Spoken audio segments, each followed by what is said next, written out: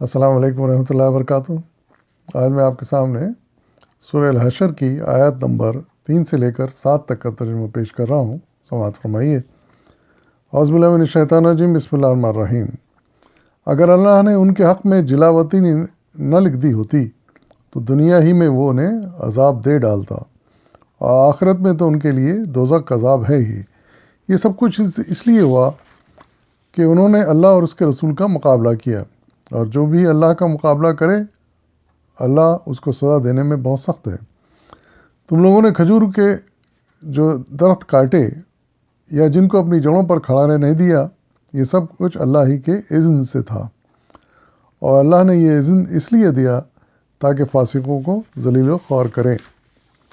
اور جو مال اللہ نے ان کے قبضے سے نکال کر اپنے رسول کی طرف پلٹا دیے،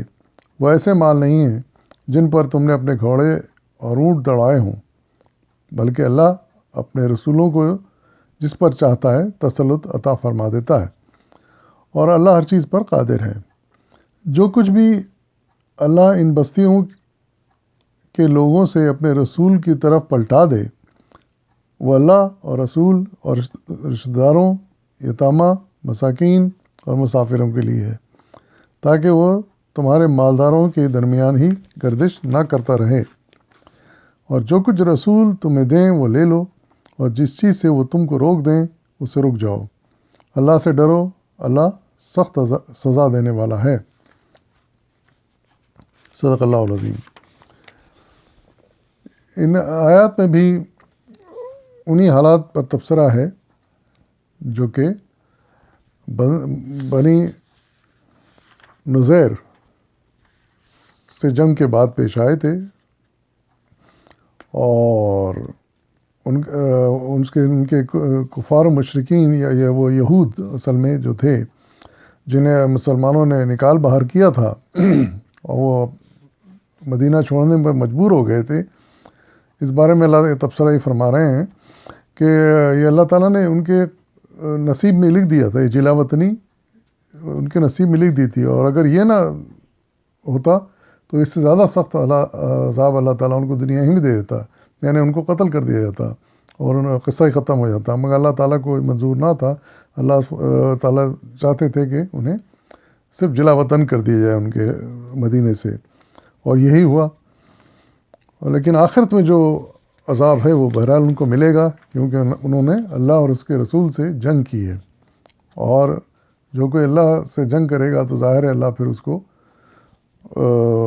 سخت ترین سزا دے گا۔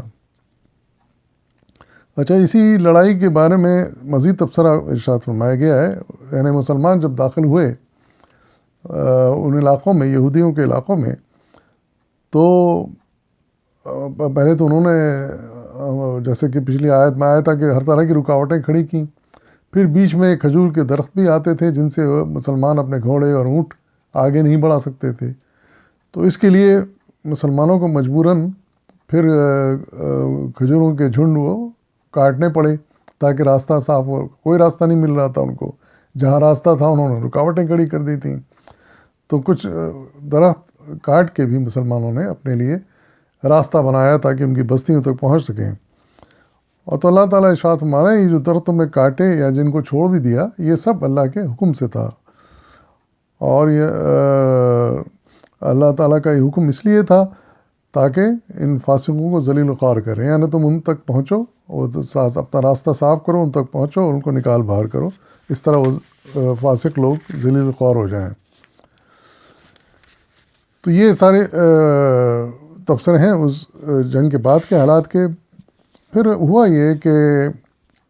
ہر جنگ میں عام طور سے ہوتا ہے کہ جو کمبیٹ فورسز ہوتی ہیں جو لڑائی کرتے ہیں،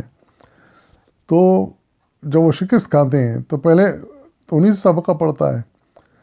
تو یہی ہوا، یہودیوں سے سابقہ پڑا، اور جو یہودی جو لڑنے والے لوگ تھے ان کے ہتھیار قبضے میں آئے، ان کے دوسرے ساز و سامان قبضے میں آئے، اور پھر جب وہ مدینے سے باہر نکل گئے تو پھر بے شمار علاقہ پھر مسلمانوں کے قبضے میں آیا، گھر قبضے میں آ گئے، گھروں کے سامان قبضے میں آ گئے، اور تمام تقریباً وہ چیزیں قبضے میں آ گئیں جو یہودی چھوڑ کر وہاں سے گئے تھے۔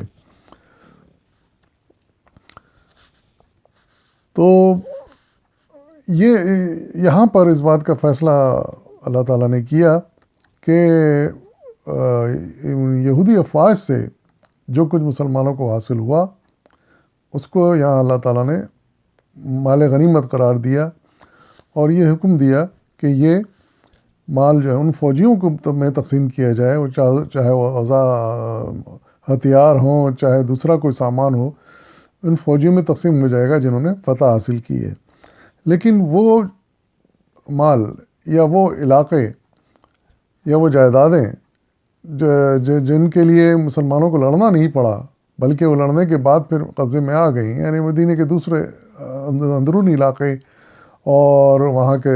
جائیدادیں، وہاں کے مال جو بھی ہے وہ بھی مسلمانوں کے قبضے میں آیا، تو اس مال کو پھر اللہ تعالیٰ نے یعنی شریعت میں فے قرار دیا گیا۔ فے سے مراد یہ ہے کہ وہ مال، وہ جائیدادیں، وہ اسباب جو مفتوحہ علاقوں سے حاصل ہوا۔ اس کے بارے میں حکم مختصراً میں بیان کر سکتا ہوں، وہ یہ ہے کہ وہ ایسا سب مال اور جائیدادیں،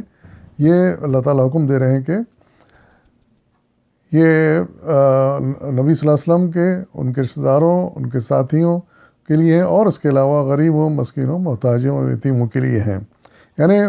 لڑنے والی فوجوں کا اس میں حصہ نہیں ہے۔ تو یہ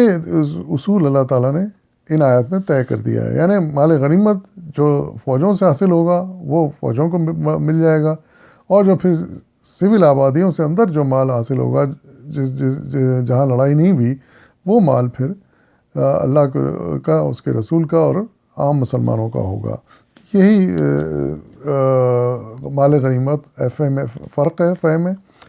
اور پھر اس کے لیے مزید، اس کے بعد مزید تفاصیل پھر حدیث میں ملتی ہیں، اور صلی اللہ علیہ وسلم کے طریقے میں ملتی ہیں، صحابہ کے طریقے میں ملتی ہیں، کیونکہ مختلف قسم کے مالوں کے بارے میں سوال کیے گئے کہ ان کا کیا ہوگا، ان کا کیا ہوگا، تو ان کے پھر تفصیلی جواب دیے۔ لیکن بنیادی اصول جو میں نے یہاں بیان کیا ہے اور اللہ تعالیٰ نے ارشاد فرمایا ہے، وہ یہی ہے۔ اسی لیے اللہ تعالیٰ لکھتے ہیں کہ جو کچھ بھی ان بستیوں کے لوگوں سے اپنے رسول کی طرف پلٹا دے، اور پھر رسول صلی اللہ علیہ وسلم یتیموں، مسکینوں، محتاجوں میں تقسیم کر سکتے ہیں، اور ان کا اپنا بھی حصہ ہوگا اس میں۔ اور یہ اس لیے کیا جا رہا ہے کہ ایسا نہ ہو کہ سارا مال پھر فوجیوں میں تقسیم کر دیا جائے، تو پھر وہ جو مسلمان غریب ہیں اور مسکین ہیں، جو ضرورت مند ہیں، ان کا کیا ہوگا۔ تو اس طرح اللہ تعالیٰ نے اس کی تقسیم فرمائی، اور پھر آخر میں یہ بھی ہدایت کر دی کہ جو کچھ صلی اللہ علیہ وسلم کر رہے ہیں، مطلب یہ اللہ تعالیٰ کے حکم کے مطابق ہے، اور وہ جو کچھ دے رہے ہیں وہ بھی اللہ کے حکم کے مطابق ہے۔ اس لیے بے چون چرا جو وہ دیں وہ لے لو، اور جو نہ دیں اور اس سے تم بھی رک جاؤ، اور اس کی پھر ڈیمانڈ نہ کرو۔ یہ اللہ تعالیٰ کا یہاں پر حکم آیا ہے کہ بھائی اللہ سے ڈرو، کیونکہ اللہ سخت سزا دینے والا ہے۔ ہم نے دیکھ لیا کہ اللہ کے دشمنوں کے ساتھ کیا حشر کیا۔ اسی طریقے سے اللہ کے حکم کے خلاف کرنے والوں کو بھی اللہ تعالیٰ سزا دے سکتا ہے، اس لیے اللہ کے حکم کے خلاف نہ کرو۔ تو یعنی رسول اللہ صلی اللہ علیہ وسلم جو چیز اس میں سے، اس مال اور جائیدادوں میں سے دے رہے ہیں وہ لے لو، اور جس سے تمہیں منع کر رہے ہیں اس سے وہ رک جاؤ۔ یہ ہے ان آیات کا خلاصہ، اور یہ جنگ کے بارے میں کچھ بنیادی اصول بھی ہیں۔ وآخر دعوانا الحمد للہ رب العالمین۔